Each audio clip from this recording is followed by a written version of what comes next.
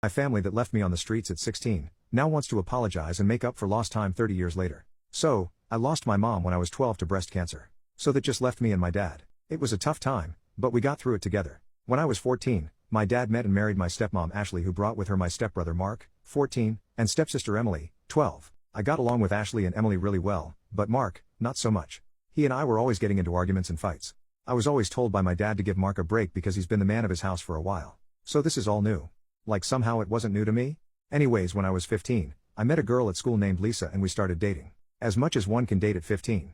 However, Mark apparently had a crush on her and was mad that I asked her out. He started a fight over it, in which my dad had to intervene once again. And somehow I again was made out to be the bad guy. One day after my 16th birthday, my stepmom was putting away my laundry and started yelling. Which was awkward because my girlfriend Lisa was there. We all ran thinking the worst.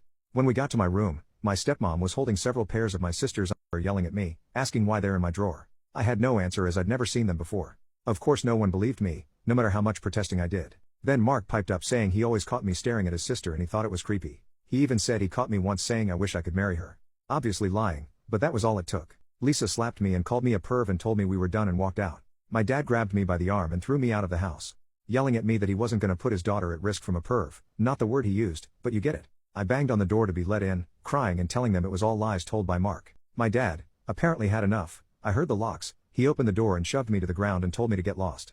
I told him I had nowhere to go and he said that wasn't his problem, then closed the door. I found myself on the streets, with nothing to my name. No place to go. I tried calling my dad's parents but he had already called them and they told me they won't help a perv. My mom's parents passed away before I was born. Well, I lived on the streets for 2 years, doing what I had to in order to survive. No kid should have had to do what I had to do, in order to just live, just saying. There were some really dark days. Lots of therapy later in life helped me with this. Shortly after I turned 18, I found a job working at a boxing gym, states away from where I began this horrible journey. I worked there for years. Learned the sport, never gonna beat Mike Tyson, but was good at the sport, which helped me with my hate and anger. Then one day I met a new girl, a 20 female, at the cafe down the street from the gym. At this point I was 35, I know, huge age gap, but we just clicked. I don't believe in fate, or soulmates or anything like that, but if there is such a thing, we had it. I don't know how else to put it. We dated for 2 years and then got married. Her dad was an electrician and hired me on afterwards. I think mostly to know I would be able to support his daughter and know I was doing right by her, but also in case he needed to keep me in check. He never said this, but as a dad, I get it now. Well, 15 years later we are still together with 4 beautiful daughters.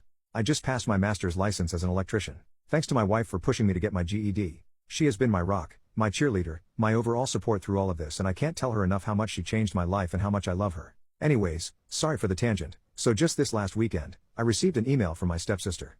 Not sure how she got my email address, but I know it isn't hard via the internet, not like I've been hiding. Mind you, I'm now pushing 50, so it's been 30 plus years since I've heard from any of them. It was a long email. Not gonna give you all of it, but the meat of it is, they now know what really happened. Mark, I guess, was busy drinking with his buddies on Friday and somehow my name was mentioned. Mark, I guess, started bragging how he set me up and took my girl. Yup, Mark and Lisa got together and got married, all those years ago. They were all laughing hoping I passed away on the streets. Bunch of rude and vile stuff. Guess he forgot Lisa was there and she heard it all. So she called my stepsister to let her know, and so Emily spent all weekend trying to find me. Like I said, the email was long. Short of it is, they want to apologize face to face, although it was already said in the email multiple times, and want to make up for lost time.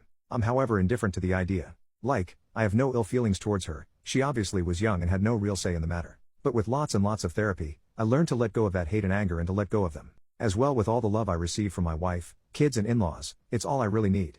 I'm of the idea of just deleting the email and moving on like nothing happened. My wife thinks I should at least respond, even if to say something snarky like, "Thanks for finally believing me, only took over 30 years. Did I mention my wife has a mean/petty streak to her? Lol. She's awesome. Guess I'm not asking for advice, just wanted to share my story.